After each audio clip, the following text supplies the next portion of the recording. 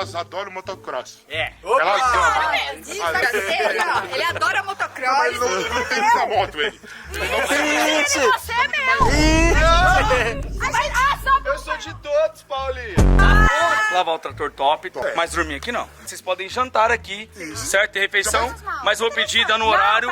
Eu quero que vocês vão pra casa de vocês, tá bom? Comida, não tem comida. Não. Se eu pegar elas aqui, e se eu pegar elas, eu pego pegando. Porque eu vou... Não, vocês não vão dormir, vocês Nossa, vão... mas meu Deus, que desespero pra dormir aqui. Tem ônibus de Claro, a Paula ocupa 3 camas. Nossa, Renato, eu tô vendo você. O capataz que tem medo dele. Ó, meninas, é o seguinte, se eu pegar uma das 3 aqui dormindo, Pega. as 3 estão expulsas pra sempre da fazenda. Isso. É o seguinte, ô Dani, cadê a Dani? Ai, Dani, sumiu? A Dani saiu. Ah, acho que não precisa de tanto.